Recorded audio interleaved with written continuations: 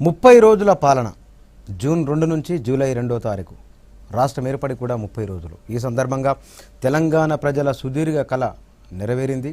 తెలంగాణ ప్రభుత్వం కూడా ఇందాక మనం చూసిన కథనంలో భాగంగా తెలంగాణ ప్రజల అస్తిత్వాన్ని, ఉనికిని, ఆత్మగౌరవాన్ని కాపాడే దిశగా వేగంగా ముందుకు వెళ్తున్నారు. ఈ 30 రోజుల పాలన పైన మన దగ్గర మాట్లాడేందుకు, ఇవాళ షోలో మాట్లాడేందుకు సెంట్రల్ యూనివర్సిటీ ప్రొఫెసర్, రాజకీయ ఆర్థిక విశ్లేషకులు పిల్లలమర్రి రాములు గారు, తెలంగాణ రచయితల వేదిక అధ్యక్షులు జూలూరి గౌరీశంకర్ గారు ఇద్దరు. Good evening sir. ముందుగా మీతో ప్రారంభిస్తానండి. 30 రోజుల పాలన, వాస్తవానికి 30 రోజులు అనేది చాలా పరిమిత సమయమే. అయినప్పటికీ కూడా ఒక 60 సంవత్సరాలుగా జరుగుతున్న దానికి ఒక మార్క్, ఒక ల్యాండ్ మార్క్, ఒక డివిజన్గా చాలా స్పష్టంగా కనిపించే విధంగా కేసీఆర్ అడుగులు కనబడుతున్నాయి. ఇది రాబోయే 5 సంవత్సరాలకు ఒక ఇండికేషన్ అని అనుకోవచ్చా? నిజానికి కేసీఆర్ గారికి మొట్టమొదట తెలంగాణ ప్రజలందరి తరఫున అభినందనలు తెలియజేయాలి. ఒక 60 సంవత్సరాలుగా తెలంగాణ ప్రజానీకం ఎదురు చూస్తున్నటువంటి పోరాటానికి వాళ్ళ ఆకాంక్షలను ప్రతిఫలింపజేస్తూ ఒక రాజకీయ ఉద్యమాన్ని నిర్వహించి 14 సంవత్సరాల పాటు ఒకే ఆలోచనతోటి, ఒకే భావధారతోటి తన ఉద్యమాన్ని నిర్వహించి తెలంగాణ సాధించినందుకు, దీన్ని తెలంగాణ ప్రజల ఆకాంక్షను సాకారం చేయడానికి కృషి చేస్తున్నందుకు మొట్టమొదట ప్రజానీకం అందరి తరఫున నేను అభినందనలు తెలియజేస్తున్నాను. ఈ అభినందనలు తెలియజేసే సమయంలో ఈ తెలంగాణ సాధన కోసం ఆనాడు 1969లో 369 మంది విద్యార్థులు, ఇవాళ ఈ 10-12 సంవత్సరాల కాలంలో, ఈ 14 సంవత్సరాల కాలంలో దాదాపు 1400 మంది, 1500 మంది విద్యార్థులు, యువకులు అమరులు కావడం అనేది వాళ్ళ యొక్క అమరత్వమే ఈ తెలంగాణ సాధనకు కారణమైంది. అందువల్ల తెలంగాణను పరిపాలించే సమయంలో పాలకులు నిరంతరం ఈ ప్రజానీకం ఎందుకోసం చనిపోయారు, ఈ విద్యార్థులు ఎందుకోసం చనిపోయారు అనే విషయాన్ని తమ మదిలో నిరంతరం పెట్టుకుంటూ ఈ తెలంగాణలో ఉన్న అనేక రకాలైన సమస్యలను పరిష్కరించడం కోసం కృషి చేయాల్సిన బాధ్యత ఉంది. ఆ బాధ్యతలో ఈ నెల రోజుల్లో ఇవాళ తీసుకున్నటువంటి రకరకాలైన కార్యక్రమాలు అవి చూస్తే నిస్సందేహంగా ఆశాజనకంగా ఉన్నాయి. ఎట్ ది సేమ్ టైం ఇప్పటి వరకు ఆయన తీసుకున్నటువంటి ఈ కార్యక్రమాలే సరిపోతాయంటే సరిపోకపోవచ్చు, కానీ తీసుకుంటున్నటువంటి స్టెప్స్ మాత్రం ఒక్కొక్కటి అనేక మంది, అనేక రకాలైన వర్గాలను, అన్ని రకాలైనటువంటి మనుషులను ఆయన వ్యక్తిగతంగా కలవడం, వాళ్ళను తమ అభిప్రాయంలోకి, వాళ్ళ అభిప్రాయాలను స్వీకరించి వాటికి అనుగుణంగా మాట్లాడాలి, వాటికి అనుగుణంగా కృషి చేయాలని సంకల్పించడం, అవి నిస్సందేహంగా అభినందనీయమైన అంశాలు. అవి ఒంటెద్దు పోకళ్ళు కాకుండా ఎందుకంటే ఆయన ఈ 13 సంవత్సరాల కాలంలో అనేక రకాలైన ఉద్యమాలు నిర్వహించి ఈ తెలంగాణను సాధించడంలో ఒక ప్రధాన భూమిక పోషించాడు. కాబట్టి ఎందుకంటే కేసీఆర్ గారితో పాటు అనేక రకాలైన రాజకీయ ఉద్యమాల కారణంగానే ఈ తెలంగాణ వచ్చింది. దీని వెనుక పాలకపక్షం ఉంది, ప్రతిపక్షం ఉంది, ప్రజా ఉద్యమాలు ఉన్నాయి, విద్యార్థి ఉద్యమాలు, విద్యార్థుల అమరత్వం, ప్రజానీకం యొక్క అమరత్వం, వీటన్నింటి కారణంగానే తెలంగాణ వచ్చింది. అందువల్ల వీటన్నింటినీ దృష్టిలో పెట్టుకొని వాళ్ళందరినీ వాళ్లకు ఉన్నటువంటి సమస్యలను పరిష్కరింపజేయడం కోసం ఆయన తీసుకుంటున్నటువంటి స్టెప్స్ నిస్సందేహంగా ప్రజానీకానికి ఉపయోగపడే విధంగా ఉన్నాయని మనం భావించు. ఇప్పటివరకు తెలంగాణ రచయితల వేదిక అధ్యక్షులు జూలూరి గౌరీశంకర్ గారు, వాస్తవానికి తెలంగాణ చరిత్ర, ఉద్యమాల చరిత్ర, తెలంగాణ చరిత్ర రక్తపాతాల చరిత్రగా, తెలంగాణ చరిత్ర త్యాగాల చరిత్రగా ఎక్కడెక్కడ నమోదైంది, సంపూర్ణ నమోదు జరగలేదు. కానీ బహుశా మన రాష్ట్రం వచ్చిన తర్వాత మన రాష్ట్రంలో మన పాలన, మన ప్రభుత్వం ఏ విధంగా ఉండాలని కల్వకుంట్ల చంద్రశేఖరరావు తెలంగాణ రాష్ట్ర ముఖ్యమంత్రి పైన ఒక పుస్తకాన్ని, జయుడు అనే పుస్తకాన్ని రాశారు. ఈయన అంటే ఎన్నికల ముందు జరిగిన ఆ 15 రోజుల కాలంలో నిర్దిష్టంగా పేపర్లలో, వివిధ పత్రికల్లో వచ్చిన కోట్ చేసిన, లేదా ముఖ్యమంత్రి చాలా ప్రణాళికబద్ధంగా మాట్లాడిన అన్ని అంశాలతో కూడుకున్న ఒక పుస్తకం ఇది. పేపర్లో వచ్చిన వాటిని, దాదాపుగా ఆ పత్రికల్లో వచ్చిన వాటిని ఏరి కూర్చి రాసిన పుస్తకం ఇది. 30 రోజుల సందర్భంగా బహుశా అనుకుంటే కనుక ఒక ముఖ్యమంత్రి పైన మన రాష్ట్రంలో ఏర్పాటు చేసిన ఒక పుస్తకంగా దీన్ని చెప్పుకోవచ్చు. దీనిపైన పుస్తక రచయిత గౌరీశంకర్ గారు మన దగ్గర ఉన్నారు. 30 రోజుల పాలన పైన, 30 రోజుల తెలంగాణ రాష్ట్రంలో మనం ఉన్నాం, మీ రాష్ట్రంలో పుస్తకాన్ని తీసుకొచ్చారు. ఈ పుస్తకాన్ని తేవడాన్ని రచయితల వేదికగా ఒక పుస్తకం తీసుకురావడంలో భాగంగా అనుకున్నారా, లేదా దీనికి ఏమైనా ప్రత్యేక ఐడెంటిటీతో అని మీరు భావిస్తున్నారా? ఒకటి, తెలంగాణ చరిత్రని రికార్డ్ చేస్తూ వస్తున్నాం. సకల జనుల సమ్మెకు సంబంధించి ఆ 42 రోజులని 1600 పేజీలను తొలిసారిగా సంకలనం చేయడం జరిగింది. అట్లాగే ట్యాంక్ బండ్ పైన జరిగినటువంటి మిలియన్ మార్చ్ సందర్భంగా జరిగినటువంటి ఆ యొక్క సంఘటనల మొత్తాన్ని కలిపి విరుగుడు అన్నటువంటి 450 పేజీల పుస్తకాన్ని తీసుకొచ్చాం. అదేవిధంగా జయశంకర్ అమరత్వం మీద 400 పేజీల పుస్తకం తీసుకొచ్చాం. తెలంగాణ సంస్కృతి పైన 300 పేజీల పుస్తకం తీసుకొచ్చాం. తెలంగాణ ఉరవళ్ళు పరవళ్ళు దొక్కుతున్నటువంటి సందర్భంలో, తెలంగాణ రాష్ట్రం సాకారమైనటువంటి సందర్భంలో జరిగినటువంటి తొలి ఎన్నికల్లో ఒకే ఒక్క అంశం పైన తెలంగాణలో ఎన్నికలు జరిగాయి. తెలంగాణ రాష్ట్రానికి సంబంధించినటువంటి నవనిర్మాణం అన్నటువంటి అంశంపైనే అన్ని రాజకీయ పక్షాలు ఒకే ఒక్క అంశం మీద ఎలక్షన్స్లోకి వచ్చినాయి. ఈ సందర్భంగా టీఆర్ఎస్ అధినేతగా తెలంగాణ రాజకీయ ప్రక్రియను ముందుకు తీసుకుపోయినటువంటి కేసీఆర్ పైన ఆ ఎన్నికల సందర్భంగా అతను మాట్లాడినటువంటి మాటల్ని, అట్లాగే అతను చేసినటువంటి ఎక్కుపెట్టినటువంటి వాగ్బాణాలని, అతను చేసినటువంటి విమర్శలని, అతను చేసిన వాగ్దానాలని, అతను తెలంగాణ ప్రజలకు ఇచ్చినటువంటి హామీలను, వీటన్నిటినీ కలిపి ఆ సంకలనం తీసుకురావడం జరిగింది. కాబట్టి కేసీఆర్ ఎలక్షన్స్లో మాట్లాడినటువంటిది ఒక రాజకీయ పార్టీ నేతగా, టీఆర్ఎస్ అధినేతగా తెలంగాణ నవనిర్మాణానికి సంబంధించినటువంటి దాంట్లో భాగంగా ముఖ్యమంత్రి అయినటువంటి కేసీఆర్ చెప్పినటువంటి అంశాలన్నింటినీ కూడా దాంట్లో సంకలనం చేయడం జరిగింది. అంటే ఈ సంకలనం వెనుక ఇంతకు ముందున్న రాజకీయ సందర్భానికి ఇవాళ ఉన్న రాజకీయ సందర్భానికి స్పష్టమైన వ్యత్యాసం ఉంది.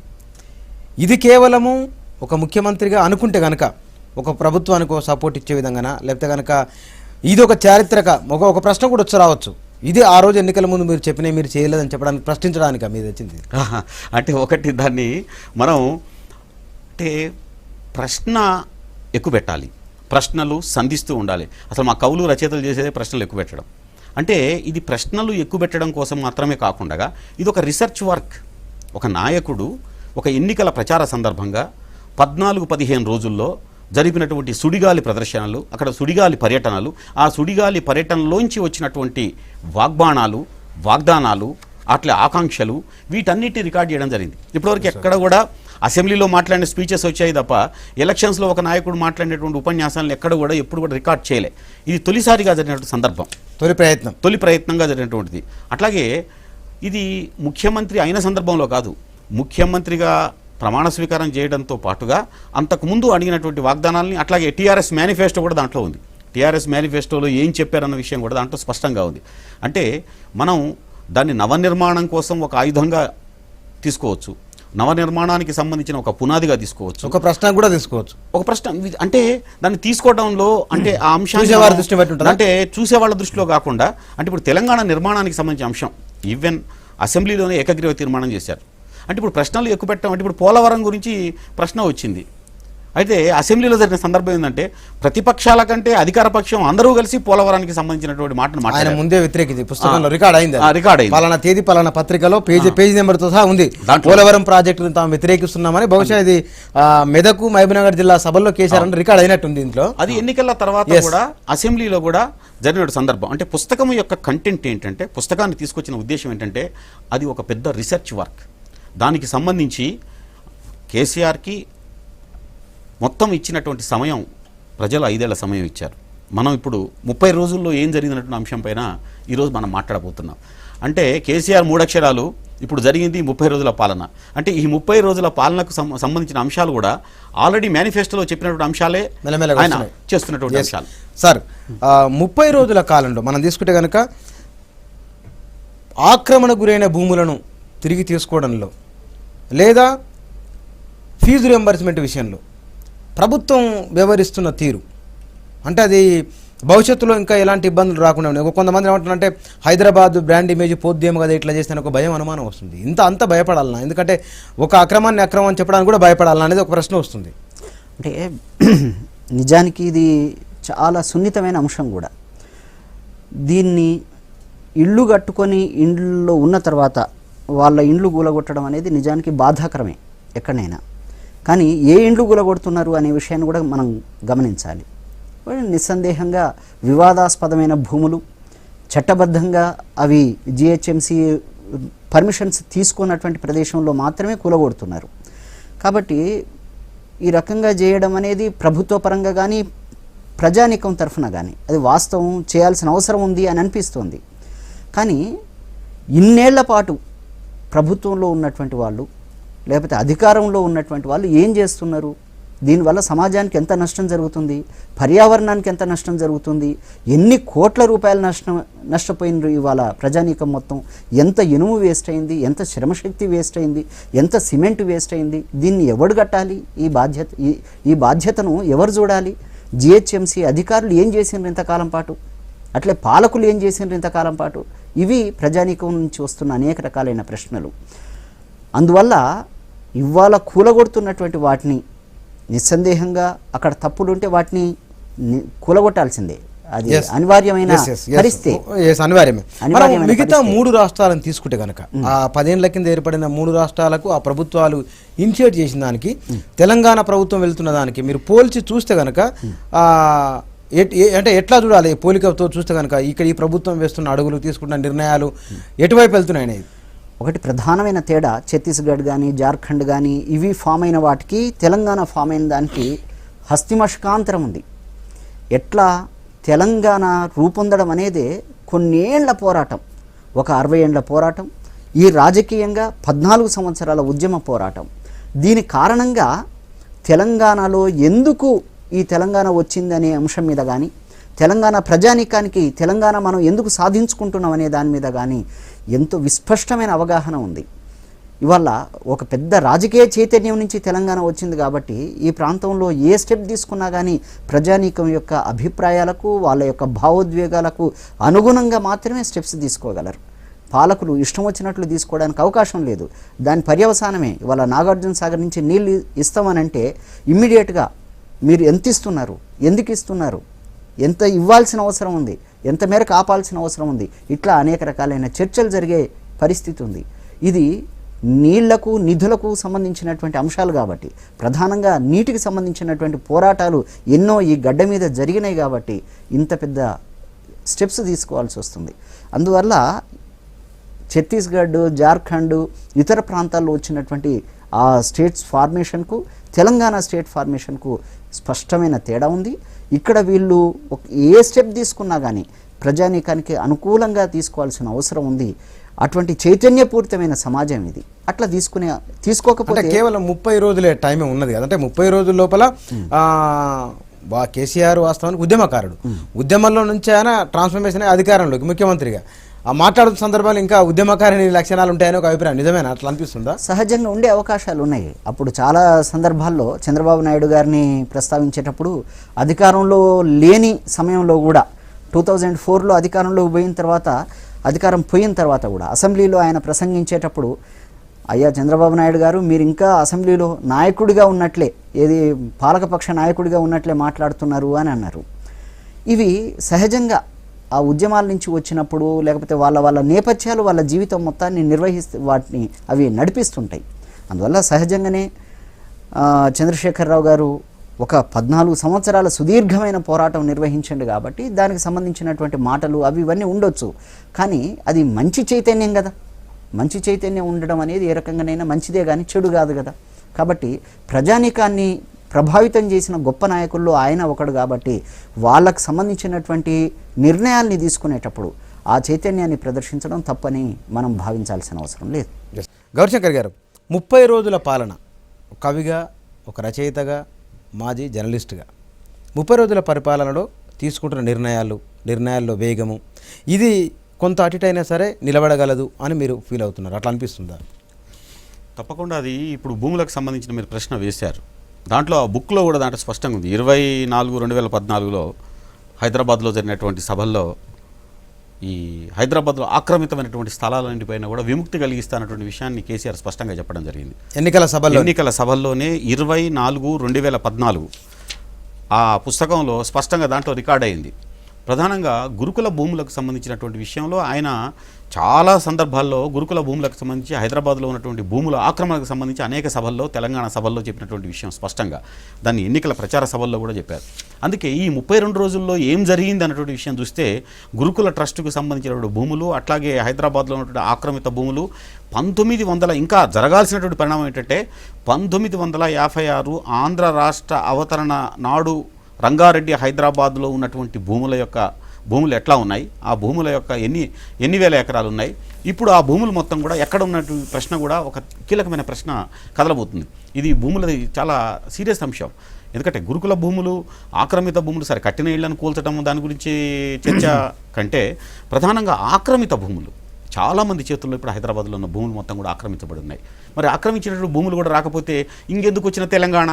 ఇది కీలకమైన ప్రశ్న. సాధ్యమైన ప్రశ్న కూడా అంటే వచ్చిన ప్రజల నుంచి వస్తున్న ప్రశ్న ఏంటంటే, ఆంధ్రప్రదేశ్లో ఉన్నటువంటి తెలంగాణ జరిగిన అన్యాయం, తెలంగాణ రాష్ట్రం ఏర్పడ్డ తర్వాత ఏం జరుగుతుంది, అది స్పష్టమైనటువంటి క్లియర్గా ఆ తేడా కనిపించాలి. అందుకే ఇలా కేసీఆర్ 30 రోజుల్లో జరిగిన సమీక్షల్లో తొలిసారిగా హైదరాబాద్లో ఉన్న భూములపైన కీలకంగా దృష్టి పెట్టడం జరిగింది. అంటే హైదరాబాద్లో ఉన్న భూములపై దృష్టి పెట్టడంతో తను చేసినటువంటి ఎన్నికల మేనిఫెస్టోలో అంశం. అట్లాగే ప్రతి శాఖకు సంబంధించినటువంటి రివ్యూల్లో కూడా చాలా మీకు అర్థం కావట్లేదు, చాలా కొత్త విషయాన్ని ఇక్కడ కనిపిస్తుంది. అంటే చాలా శాఖలకు సంబంధించి అనేక రివ్యూలు జరిగాయి. ఈ రివ్యూలన్నింటిలో ఆయన స్వయంగా పాల్గొనడమే కాకుండా ఏదో ఐఏఎస్లు చెప్తే, ఐఏఎస్లు సార్ ఇది అని ఫైల్ ముందిస్తే దానికి తలలూపేటువంటి అక్కడ పీఠానికి భిన్నంగా తనే రియాక్ట్ అయ్యి దాంట్లో రివ్యూ మీటింగ్లో పాల్గొనడం కూడా ఒక కొత్తదనం. అంటే తెలంగాణ రాష్ట్రం ఏర్పడ్డాక ఏం జరిగింది అంటే, తెలంగాణ రాష్ట్రానికి ఆ సీట్లో తెలంగాణకు వచ్చినటువంటి తెలంగాణ రాష్ట్రం ఏర్పడ్డ తర్వాత ఒకవేళ కేసీఆర్ లేకపోతే ఏం జరుగుతున్నటువంటి అనుమానం కూడా. దీంట్లో ఒక ప్రశ్న కూడా వస్తుందండి. మనం ఇవాళ హైదరాబాద్ మార్కెట్ అనేది ప్రపంచ మార్కెట్తో లింకప్ అయింది. హైదరాబాద్లో జరుగుతున్న ప్రతి సంఘటన అది ఇంటర్నేషనల్ మీడియా రిపోర్ట్ చేస్తుంది. ఎందుకంటే ఇక్కడ గూగుల్ లాంటి సంస్థలు, యాహూ లాంటి సంస్థలు, ఇక్కడ కంపెనీలు ఉన్నాయి. ఇక్కడ అంతర్జాతీయ మార్కెట్ ఇక్కడ ఉంది, హైదరాబాద్లో ఉంది.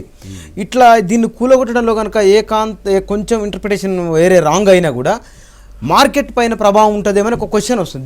దీన్ని ఎట్లా చూడాలి అంటే ఒకటండి, మీరు ఒకటే చూడాలి. దీంట్లో టాటా కంపెనీకి భారతదేశంలో దండకారణ్యం దగ్గర నుంచి ఎక్కడ ఏ రకమైన పని చేయాలో స్పష్టంగా తెలుసు. అంటే 14 ఏళ్ళు బ్రహ్మాండంగా మహోద్యమంగా తెలంగాణ రాష్ట్ర సాధన ఉద్యమం జరుగుతున్న విషయం కూడా టాటా కంపెనీకి తెలుసు. కానీ టాటా కంపెనీ వాళ్ళు ప్రత్యేకించి వచ్చి విమానాల తయారీ విడిభాగాల్ని ఇక్కడ పెడతామన్నటువంటి విషయాన్ని చెప్పడం వెనుక హైదరాబాద్లో జరిగినటువంటి ఘర్షణ, హైదరాబాద్లో జరిగిన అలికిడి, హైదరాబాద్లో జరిగినటువంటి ఆ తండ్లాట, వాళ్ళ రాష్ట్రం కోసం జరిగినటువంటి తండ్లాట తప్ప ఇది హైదరాబాద్లో కావని అల్లర్ల ప్రదేశం కాదన్న విషయం బహుళజాతి కంపెనీల దగ్గర నుంచి భారతదేశంలో అన్ని కంపెనీలు స్పష్టంగా అయితే దీన్ని గురుకుల భూములకు అట్టగట్టాల్సి వస్తుంది. అంటే గురుకుల భూములను కూల్చడం వల్ల, గురుకుల భూములు ఆక్రమిత భూములు విముక్తి చేయడం వల్ల వరల్డ్ బ్యాంక్ మొత్తం వెనక్కిపోద్దని, అట్లాగే బహుళజాతి కంపెనీలన్నీ వెనక్కిపోతాయనుకో మాత్రం సరైనటువంటి వాదన కాదు. ఆక్రమిత ప్రదేశం ఎవరైనా సరే, ఈవెన్ సెజ్జుల పేరుతో కూడా గతంలో ఆక్రమిస్తే వాటిని కూడా విముక్తి చేయాల్సిన పరిస్థితి ఉంటుంది. అంటే మనం ఇతర పరిశ్రమల్ని మన రాష్ట్ర అభివృద్ధి కోసం ఆహ్వానిస్తాం, కానీ వాళ్ళని ఆహ్వానిస్తామని చెప్పి ఆక్రమిత భూముల్ని మనం కదిలిస్తే వాళ్ళు వెనక్కిపోతారని చెప్పేసి ఆహ్వానించకుండా ఉండవు. అది దాంట్లో లాజిక్ ఉన్నది. అది చెప్పండి మీరే. అది కరెక్ట్ కాదు. రెండవది ఏంటంటే, ఈ హైదరాబాదులో నిజాం ప్రభుత్వం ఉన్న కాలంలో కొన్ని వేల ఎకరాల భూములు ఈ హైదరాబాద్ చుట్టూ తన అధీనంలో ఉన్నాయి అనేది అనేక రికార్డ్స్ చెప్తున్నాయి. వాటన్నింటినీ ఈ 50 ఏళ్ల కాలంలో అనేక, అంటే బంజరు భూములుగా, ప్రభుత్వ భూములుగా వాటన్నిటిని అనేక మంది సర్ఫే కాస్ భూములే దగ్గర ఒక 60-70 ఎకరాలు వాటన్నిటిని తీసుకున్నారు ప్రజానికం. ఏదో రకంగా కౌలుదారులు, రైతులు, వాళ్ళు అనేక మంది వాటిని ఆక్యుపై చేసినారు. కొన్ని భూములు మాత్రమే ఇవాళ ప్రభుత్వ అధీనంలో ఉన్నాయి. ఆ ఉన్న వాటినైనా కాపాడుకోవాల్సిన బాధ్యత ఒకటి ప్రభుత్వం చేసి ఒక రకంగా రైట్ అనుకోవచ్చు సార్. వివిధ సామాజిక వర్గాలకు సంబంధించిన ఎజెండాను కూడా ప్రభుత్వం తీసుకొని వచ్చింది 30 రోజుల కాలంలోనే. చాలా తక్కువైనప్పటికీ కూడా ఎస్సీల భూములకు సంబంధించింది, బీసీల ప్రణాళికకు సంబంధించింది, మైనార్టీలకు సంబంధించింది, ఇన్ని రకాల అంశాలు తక్కువ టైంలో, ఇంకా ఉద్యోగుల విభజన పూర్తి జరగకముందే ఇది ఈ 30 రోజులు ఇంత వేగంగా తీసుకొని పోతే ముందు దీన్ని క్యారీ చేయగలరా? కాదు. అంటే ఇప్పటికీ తీసుకున్న నిర్ణయాలు చాలా పరిమితమైన నిర్ణయాలే.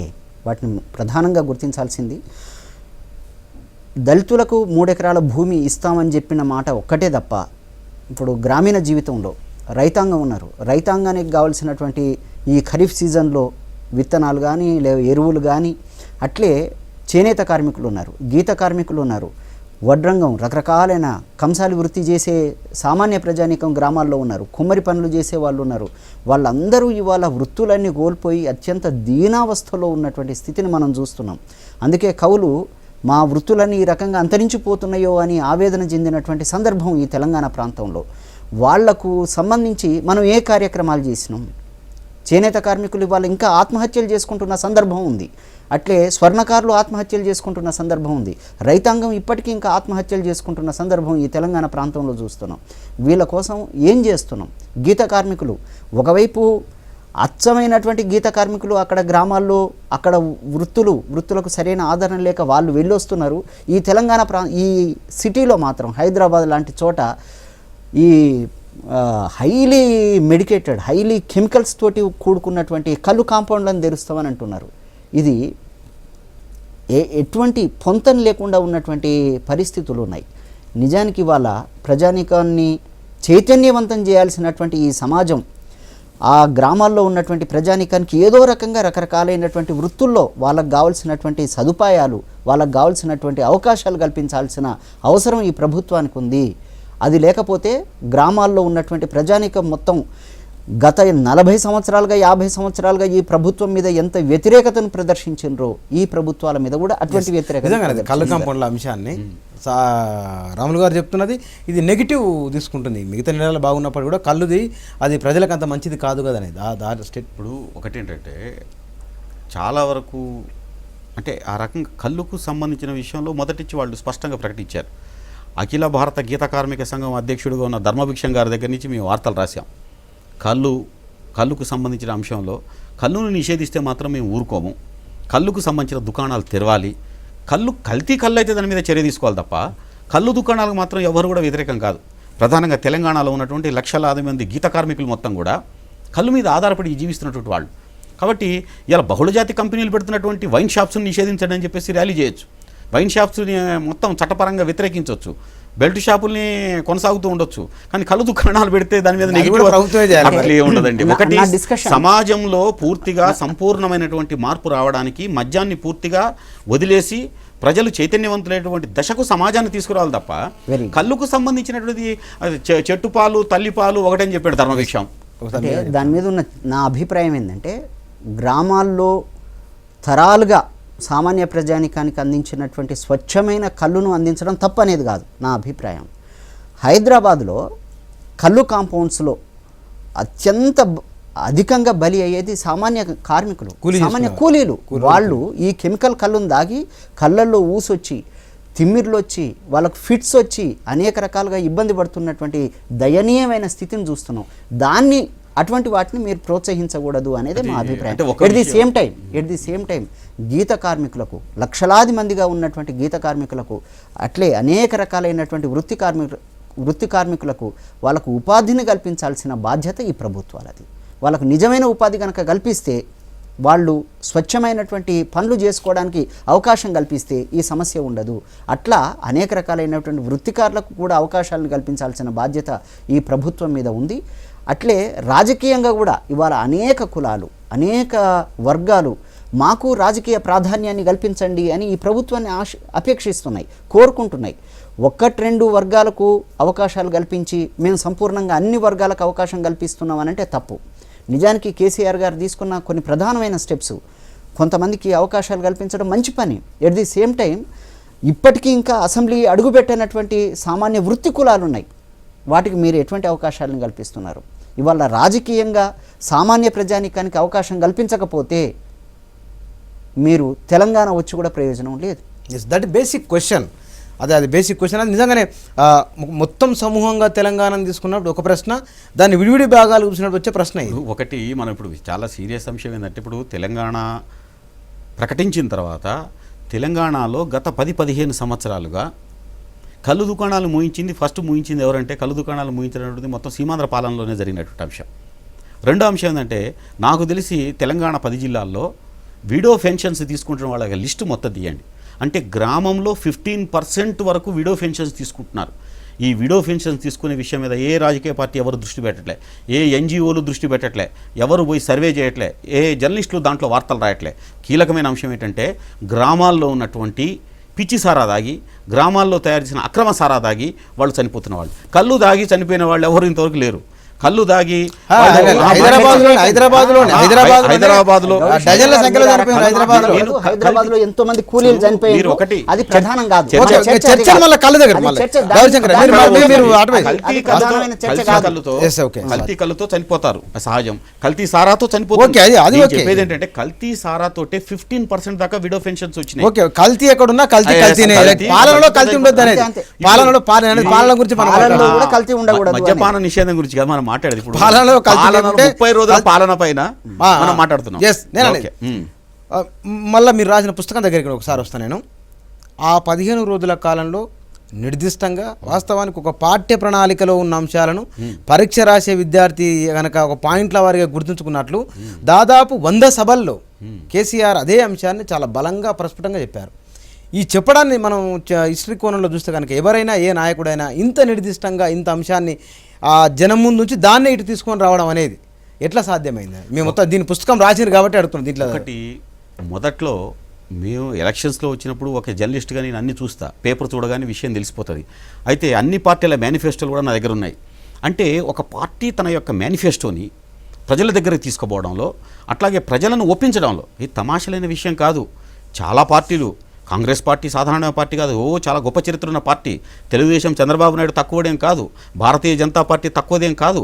ఇట్లాంటి పార్టీల మధ్యలో తెలంగాణ రాష్ట్ర సాధన ఉద్యమ ఎజెండాని పెట్టి నిలబడటం అన్నది కూడా చాలా కష్టమైనటువంటి విషయం. అది నేను ప్రాక్టికల్గా చూసిన. అరే ఫస్ట్లో నేను కూడా అనుకున్నాను మీలాగే, అరే ఏమిటి ఇది, ఒకవేళ ఈ కేసీఆర్ మాట్లాడుతున్నాయన్నీ పాజిటివ్గా పోతున్నాయా, జనంలోకి నెగిటివ్గా పోతున్నాయని కూడా ఆలోచించిన. నేను కూడా ఫస్ట్లో భిన్నంగా ఆలోచించిన, హైదరాబాద్లో కూర్చొని భిన్నంగా ఆలోచించిన. కానీ రూట్స్లోకి పోయేసరికి చాలా పర్ఫెక్ట్గా తను మాట్లాడిన విషయం జనంలోకి పాస్ అయింది. 2, ఆ సభకు వచ్చిన 10-20 వేల మంది చర్చ పెట్టి, అవును ఆంధ్ర పార్టీలో మనం ఎందుకు ఓటేయాలి అంటే కేసీఆర్ ఇట్లా అన్నాడు, కరెక్టేనా? ఆంధ్ర పార్టీ, తెలుగుదేశం ఆంధ్ర పార్టీ ఏంది, ఇంకా తెలుగుదేశం పార్టీ ఆల్రెడీ తెలంగాణ వచ్చింది కదా, ఆంధ్ర పార్టీలో మనం ఓటేయాలనా అని వీళ్ళు చర్చ పెట్టుకున్నారు. అవును బీజేపీకి ఓటేయచ్చు, కానీ బీజేపీకి ఓటేస్తే అది టీడీపీకి ఓటేసినట్టు అవుతుంది కదా. ఈ చర్చలు కూడా జరిగాయి. అంటే అండర్ కరెంట్ ఈ 15 రోజుల్లో జరిగినటువంటి దాంట్లో ఒక నాయకుడు ఒక పార్టీ మేనిఫెస్టోని పట్టుకొని ప్రజల్లో పోయి అది విజయం సాధించింది కాబట్టి మీరు పుస్తకం రాసి, ఓకే రేపు రివ్యూ మీద మరో పుస్తకం రాస్తారా? తప్పకుండా. ఇప్పుడు ఒకటి రివ్యూ మీద అంటే ఒకటండి, ఇప్పుడు ఆయన పార్టీ మేనిఫెస్టో ప్రకటించిండు, ఆయన బాహాటంగా నేను అనేది విజయాలు ఉన్నప్పుడు దాన్ని ప్రచురించడానికి చాలా మంది ఉండొచ్చునేమో, కానీ అపజయాలు వచ్చినా లేదా దాన్ని నిర్దిష్టంగా కొంత అమలు చేయలేకపోయినా ప్రజల భావోద్వేగాలు ఎక్కువ ఉన్నాయి కాబట్టి దాన్ని ఆయన రీచ్ కాలేకపోయినా దాన్ని మీరు అట్లా ఆ రోజు కూడా మీరు ఈ పని చేయగలరా? మంచి ప్రశ్న వేశారు. కేసీఆర్ ఓడి గెలిచినవాడు, కేసీఆర్ గెలిచి ఓడినవాడు. ఇది దగ్గర ఉప ఎన్నికల పర్వంలో ఒక 5 సార్లు 6 సార్లు పోయి పోరాడి వెనక్కొచ్చి నిలిచినటువంటి వాడు. అందుకే నేను ఆ పుస్తకానికి ఎందుకు పెట్టామంటే ఎలక్షన్ ప్రశ్నించడానికి ఒకరు ఉన్నారు, ఇవాళ ఎవరిని ప్రశ్నించాలి? ఇట్లా ఆ రోజు కేసీఆర్ క్వశ్చన్ చేయడానికి పలానా వారి కారణంగా ఇట్లా అయింది చెప్పడానికి ఆ రోజు ఒకరున్నారు ఎదురుగా, ఇవాళ ఎవరున్నారు? ప్రజలు ఒకటండి, తెలంగాణ దేనికైనా గొప్ప ప్రయోగశాల. తెలంగాణ ప్రజలు స్పష్టంగా గొప్ప చైతన్యం ఉన్నటువంటి వాళ్ళు. తెలంగాణకి సాయుధ పోరాట వారసత్వం తెలుసు, తెలంగాణకి ఎన్నికల వారసత్వం తెలుసు, తెలంగాణకు రాజకీయ ప్రక్రియల గురించి తెలుసు. వీటన్నిటిని చూసి స్పష్టంగా మేం టీఆర్ఎస్కే ఓటేస్తాం అని చెప్పి ఓటేసి, నేను కూడా 63 వస్తాయి అనుకో, నేను కూడా 50 వస్తాయి అనుకున్నా. కానీ 63 సీట్లు అంటే మా నల్లగొండ జిల్లాలో మాది ఇద్దరిది, వారిది కూడా నల్లగొండ జిల్లానే. నల్లగొండ జిల్లాలో వస్తే 3-4 వస్తాయేమో అనుకున్నాం, కానీ నల్లగొండ జిల్లాలో 6 వచ్చినాయి, మహబూబ్నగర్ జిల్లాలో 7 వచ్చినాయి. ఒక రకంగా దక్షిణాలే కారణం ఏమిటి అంటే ప్రజల్లోకి తన యొక్క వాయిస్ని ప్రజల్లోకి తీసుకుపోవడం. నిజంగా నల్గొండ జిల్లాలో మనం మీరు అన్నది 30 చరిత్రను రికార్డ్ చేసేటప్పుడు చరిత్రని కొంతమంది వ్యక్తులే కాకుండా మొత్తం చరిత్రకు సంబంధించినటువంటి అన్ని విషయాలని తెలంగాణ సాహిత్య సాంస్కృతిక ఉద్యమాన్ని రికార్డ్ చేసే దాంట్లో భాగంగా ఇది ఒక డాక్యుమెంటేషన్గా చేసినటువంటి పుస్తకం. ఇది జయుడు అన్నటువంటి పుస్తకం ఎన్నికల డాక్యుమెంటేషన్ గా చేసిన. మా మిత్రుడిని జూలూరు గౌరీశంకర్ గారిని అభినందించాలి. నిజానికి ఆ పుస్తకాన్ని కేసీఆర్ గారికే ఒక గైడ్లైన్స్, అయ్యా మీరు ఎలక్షన్స్లో ప్రజానీకానికి ఇన్ని రకాలైనటువంటి వాగ్దానాలు చేసినారు, వాటిని అమలు జరపండి. చెప్పడానికి, రకంగా ఆయనకు చూసుకోవడానికి కూడా, ఇవ్వడానికి వారు కూడా. చూసుకోవడానికి కూడా మనం ఎలక్షన్స్లో ఎటువంటి వాగ్దానాలు చేసినాం, వాటిని ఎట్లా అమలు జరపాలి, దానికోసం అనేది వాళ్ళు కూడా కృషి చేస్తే ఉపయోగపడుతుంది. ఇప్పుడు ఒకటండి, మీరు అడిగినటువంటి 30 రోజులకు సంబంధించిన దాంట్లో ఒక కీలకమైన అంశం ఉంది. ఈ 30 రోజులు జరిగిందో కీలకంగా విద్యారంగానికి సంబంధించి, వైద్య రంగానికి సంబంధించి చాలా కీలకమైనటువంటి భూమిక. అంటే సర్వరంగాలను శాసించేది, సర్వరంగాలను నడిపించేది విద్యారంగం. ఆ విద్యారంగానికి సంబంధించినటువంటి ప్రాథమిక విద్య, మాధ్యమిక విద్య, ఉన్నత విద్య, ఈ యొక్క పునాదుల్ని ఎక్కడైతే పటిష్టం చేస్తామో అప్పుడు మాత్రమే తెలంగాణ నవనిర్మాణం ఇంకా కాలేదు కదా, జరుగుతుంది. ఇంకా కాలేదు అంటే కదా. జరుగుతున్న దాంట్లో ఇప్పుడు దాంట్లో చెప్పిన దాంట్లో దీంట్లో చెప్పారు కానీ ఇంకా ఆచరణలో చూద్దాం, ఆచరణలో చూద్దాం. అది అది కీలకమైనది. లేదు సార్, నేను అనేది మేము ఇక్కడి నుంచి వెళ్ళిపోయిన తర్వాత మీరు పరిపాలించుకోగలరా, మేము ఇక్కడి నుంచి వెళ్ళిపోయిన తర్వాత మీరు ప్రభుత్వం నడపగలరా, మేము ఇక్కడి నుంచి వెళ్ళిపోయిన తర్వాత మీరు ప్రణాళికలు వేసుకోగలరా, ఇవి బయట మీరు విన్న ప్రశ్నలే, నేను విన్న ప్రశ్నలే, టీవీ చూసిన ప్రేక్షకులు విన్న ప్రశ్నలు, ఇవన్నీ కూడా ఇవి ఇవాళ ఈ సందర్భం నుంచి మనం ఎట్లా చూడాలి, ఈ ప్రశ్నలకు సమాధానం దొరుకుతుందా, ఇస్తున్నారా, ఈ పాలన ఈ ప్రభుత్వం ఇవ్వబోతున్నదా, ఇస్తున్నదా? ఇటువంటి ప్రశ్నలు గత 100 సంవత్సరాల నుంచి మనం విని విని విని అరిగిపోయినాయి. తెల్లవాడు ఈ దేశం నుంచి వెళ్ళిపోయేటప్పుడు కూడా 70 సంవత్సరాల క్రితం ఈ భారతదేశంలో అనేక రకాలైన కులాలు ఉన్నాయి, వర్గాలు ఉన్నాయి, మతాలు ఉన్నాయి, మీరు పరిపాలించుకోలేరు, అనేక రకాలుగా విభజితమైన సమాజం ఇది అని ఆనాడంటే కాదు, భారతదేశం మొత్తం ఏకంగా ఉంది అని ఎన్నో రకాలుగా ఆర్గ్యూ చేయాల్సి వచ్చింది ఆనాడు. చేసి ఈ 70 సంవత్సరాల కాలంలో, 66 సంవత్సరాల కాలంలో భారతదేశాన్ని ఎంతో ముందుకు తీసుకెళ్ళిండ్రు. దాని ఫలాల్ని మనం అనుభవిస్తున్నాం. నిస్సందేహంగా భారతదేశంలో ఉన్నటువంటి మేధావులు, భారతదేశంలో ఉన్నటువంటి పాలకులు అన్ని రకాలుగా సమర్థవంతమైనటువంటి వాళ్ళే. తప్పులు ప్రపంచంలోని అన్ని దేశాల్లో ఉన్నాయి, ఒప్పులు ప్రపంచంలోని అన్ని దేశాల్లో ఉన్నాయి. భారతదేశం దానికి అతీతమైంది కాదు. అట్లే ఈ రాష్ట్రాన్ని పరిపాలించగలిగిన సత్తా మాకే ఉంది అని ఎవరన్నా అది వాళ్ళ అహంకారానికి సంకేతం. ఈ తెలంగాణ ప్రాంతంలో ఉన్నటువంటి మహానాయకులు, మహాకవులు భారతదేశంలోనే ఎవ్వరికీ తక్కువ కాదు అని నిరూపించుకున్నటువంటి మహా చరిత్ర ఈ తెలంగాణ ప్రాంతానికి ఉంది. ఆనాడు సురవరం ప్రతాప్ రెడ్డి గారు కావచ్చు, లేకపోతే గొప్ప గొప్ప మేధావులు కాళోజీ గారు కావచ్చు, జయశంకర్ గారు కావచ్చు, అట్లే కొండా లక్ష్మణ్ బాపూజీ గారు కావచ్చు, ఇటువంటి మహానాయకులు, మేధావులు ఈ ప్రాంతంలో అనేక రకాలైన ఉద్యమాలు నిర్వహించారు. అత్యంత సామాన్య ప్రజానీకం నుంచి వచ్చినటువంటి చాకల ఐలమ్మ, దొడ్డి కొమరయ్య లాంటి వాళ్ళు ఈ తెలంగాణ ప్రజానీకానికి అద్భుతమైన శక్తి సామర్థ్యాలు ఉన్నాయని నిరూపించారు. కాబట్టి ఈ రాష్ట్రాన్ని పరిపాలించడం అత్యంత సులువైన పని. అందులో తెలంగాణ ప్రాంతం సామాన్య ప్రజానీకం అత్యంత శక్తివంతమైంది, ఆలోచనాత్మకమైంది. వీళ్ళలో వెన్నపూస లాంటి హృదయం కలిగిన ప్రజానీకం ఇది. వీళ్ళను ప్రేమిస్తే అంతే ఉన్నతంగా అభిమానిస్తారు, వీళ్ళను వ్యతిరేకిస్తే అంతే తీవ్రంగా ప్రతిఘటించగలిగిన శక్తి సామర్థ్యాలు ఈ తెలంగాణ ప్రజానీకానికి ఉన్నాయి. అందువల్ల తెలంగాణ ప్రజానీకం తమను తాము పరిపాలించుకునే సర్వసామర్థ్యం కలిగి ఉంది. అందులో కేసీఆర్ గారు ఆయనకున్నటువంటి ఈ 30 రోజులు ఒక ఉదాహరణ అని అనొచ్చా? ఈ 30 రోజులు నిస్సందేహంగా ఆయనకు ఉదాహరణ. ఆయనకున్నటువంటి అద్భుతమైన వాగ్దాటి, తెలంగాణ ప్రజానీకం మీద స్పష్టమైన అవగాహన. అట్లే అసెంబ్లీ మొదటి రోజున ఆయన తెలంగాణలో ఉన్నటువంటి వివిధ రకాలైనటువంటి ప్రాజెక్ట్స్ ఏ రకంగా ఉన్నాయి, వాటి స్వరూపం ఏంది, వాటికి ఎంత ఖర్చు పెట్టాలి, ఆయన ఇచ్చినటువంటి ఉపన్యాసం అద్భుతమైన ఉపన్యాసం. నిస్సందేహంగా ఈనాటికి కొన్ని ప్రదేశాల్లో ఉన్న వాళ్ళు కేసీఆర్ను దూషించవచ్చుగాక, కానీ ఆయనకున్నటువంటి సబ్జెక్ట్ అవగాహన నిస్సందేహంగా ప్రశంసనీయమైంది. ఒకటి 30 రోజులకు సంబంధించిన దాంట్లో ఇప్పటికీ ఓట్ల కోణంలో ఆలోచించేవాళ్ళు, అంటే తెలంగాణకు సంబంధించి కేసీఆర్ ఎప్పుడైనా తప్పులు చేస్తే ఆ తప్పులు మనం ప్రశ్నించవచ్చు అని చెప్పేసి చూసే ప్రతిపక్షాలు, ఇప్పుడు తెలంగాణ సమాజానికి ఉన్నటువంటి ఆలోచన ఏంటంటే ప్రజలు మాకు వడ్డీ మాఫీ కావాలంటున్నారు, ఇచ్చినటువంటి రుణాలకు సంబంధించి వాటిని అడుగుతున్నారు. ప్రజలు వాళ్ళు కావాలని, మా పిల్లవాళ్ళకి మంచి విద్య కావాలి, ఎడ్యుకేషన్ కావాలని అడుగుతున్నారు, అదొక పద్ధతి. మాకు వైద్య ఆరోగ్యానికి సంబంధించినటువంటి ఒక మంచి వైద్య సదుపాయాలు గ్రామీణ ప్రాంతాలకు అందాలని చెప్పేసి అడుగుతున్నారు, అది కావాలి. ఇలా పోరాటాలు వేరు, పాలన వేరు. ఫస్ట్ స్పష్టంగా గుర్తుపెట్టుకోవాలి. ఇక్కడ వచ్చినటువంటి మొత్తం గొడవ కూడా ఏంటంటే తెలంగాణ ఉద్యమంలో, తెలంగాణ ఉద్యమ సందర్భంలో కూడా స్పష్టంగా చెప్పినాం. ఒకటే పోరాటం యొక్క పంథ, పోరాటం యొక్క లైను, ప్రజల పక్షాన్ని నిలబడటం అన్నది ఒక మార్గం. ఇది పాలనకు సంబంధించిన అంశం, ఇదొక మార్గం. ఇప్పుడు మనం మాట్లాడుతుంది ఏంటంటే 30 రోజుల్లో కేసీఆర్ ఏం చేశారు, 30 రోజులు నిండిన సందర్భంగా కేసీఆర్ యొక్క ఆలోచనలు ఏమిటి, 30 రోజుల సందర్భంగా రాబోయే భవిష్యత్తుకు సంబంధించినటువంటి ఫలాలన్నీ కూడా ఈ మనల్ని 30 మనం రోజులు చూసుకుంటున్నాం. అది కేసీఆర్ కాదు, మనల్ని మనం చెకప్ చేసుకుంటున్నాం అనేది. మనల్ని మనం అంటే ఇలా రాష్ట్ర ప్రభుత్వం గురించి మాట్లాడుతున్నాం. ఇది స్పష్టంగా కొత్త రాష్ట్రంలో కొత్త ప్రభుత్వం అన్నటువంటి అంశం ఇది. Yes. అంటే కొత్త రాష్ట్రం తెలంగాణ రాష్ట్రం, కొత్త ప్రభుత్వం టీఆర్ఎస్ కేసీఆర్, అంటే కేసీఆర్ నేతృత్వం ఉన్న ప్రభుత్వం. అంటే కేసీఆర్ నేతృత్వం ఉన్న ప్రభుత్వం ఈ 30 రోజుల్లో ఏం చేసింది? 30 రోజుల్లో ఏం చేసింది అంటే గురుకుల ట్రస్టుకు సంబంధించినటువంటి భూములపైకి ప్రొక్లైన్ పోవడం అన్నది టీఆర్ఎస్కి ఒక నైతికమైనటువంటి బలాన్ని ఇచ్చింది. అట్లాగే టీఆర్ఎస్కి సంబంధించినటువంటి అంశంలో ప్రభుత్వ పాలనకు సంబంధించిన దాంట్లో చాలా రివ్యూలు, అంటే ఒక రకంగా కృష్ణా ట్రిబ్యునల్ విషయంలో చర్చ జరిగినప్పుడు కృష్ణా ట్రిబ్యునల్ దగ్గర జనరల్ ఐఏఎస్ బృందాలు పోతాయి, మాట్లాడతాయి. ఐఏఎస్లు ఉంటారు, వాళ్ళు ప్రిన్సిపల్ సెక్రటరీ వీళ్ళు పోయి మాట్లాడతారు. కృష్ణా ట్రిబ్యునల్కి నేనే పోయి వాదిస్తా అంటున్నాడు. అంటే ప్రతి విషయానికి సంబంధించి హైదరాబాద్ నగర కార్పొరేషన్కి సంబంధించిన అంశంలో కూడా, అట్లాగే బహుళజాతి కంపెనీలను ఆహ్వానించడంలో కానీ, సెజ్లను ఆహ్వానించడంలో కానీ, వీటన్నిటిలో కూడా తనదైన ముద్ర వేస్తున్నారు. నేనేదంటే 5 ఏళ్ల సమయం ఇచ్చారు ప్రజలు. 5 సంవత్సరాల కాలంలో ఏం చేస్తారో మీరు చేయండి అని చెప్పి ప్రజలు ఓటేశారు. మనం ఏమంటే 30 రోజులు రివ్యూ పెట్టినాం.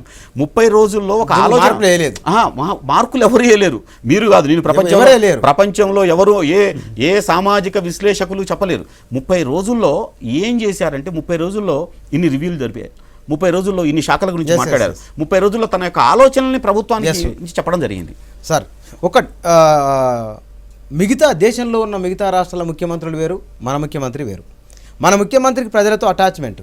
కేసీఆర్ మాట్లాడినంటే వాళ్ళ ఇంట్లో మనిషి మాట్లాడినట్లే, వాళ్ళ సహచరు రోజు పని చేసుకునే వాళ్ళు మాట్లాడినట్లు ప్రజల భాషతో మాట్లాడడం వల్ల ఈయన ఏమో ప్రజల అంచనాను కొంత అందుకోలేకపోతే కనుక ప్రజలు ఈయన ఎట్లా అర్థం చేసుకోవాలి, ఈయన ప్రజలను ఎట్లా అర్థం చేసుకోవాలి? ఎవరినైనా ఇది మన ప్రజానీకానికి కొత్త కాదు. ఆనాడు రామారావు అధికారంలోకి వచ్చినప్పుడు కూడా రామారావు ప్రజానీకానికి ఎంతో అభిమానంగా ఉన్నటువంటి వ్యక్తి. ఆయన కొన్ని ఫుల్ఫిల్ చేసిన తర్వాత మిగతా వాటిని ఫుల్ఫిల్ చేయలేకపోతే తిరస్కరించిన సందర్భాలు ఉన్నాయి. కేసీఆర్కు అదే వర్తిస్తుంది. ఇవాళ హైదరాబాద్ నగరంలో సామాన్య ప్రజానీకం ఎలక్ట్రిసిటీ ప్రాబ్లమ్ను, మంచినీటి సమస్యను, అట్లే డ్రైనేజీ సమస్యను, రకరకాలైన రోడ్లు, ఎంత అధ్వాన్నమైన రోడ్లు, ట్రాఫిక్ ఎంత భయంకరంగా ఉందో వీటన్నింటి మీద ప్రత్యేక దృష్టి పెట్టాల్సిన అవసరం ఉంది. ఇవాళ మిత్రులు చెప్పినట్లు గురుకుల ట్రస్ట్ అనేది ఒక చిన్న అంశం. హైదరాబాద్లో అనేక రకాలైన సమస్యలు ఉన్నాయి.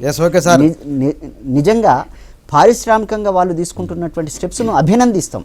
But at the same time మిత్రుడు చెప్పినట్లు విద్యారంగాన్ని చాలా ఉన్నతీకరించాల్సిన అవసరం చాలా ప్రభుత్వం చేయాల్సినవి.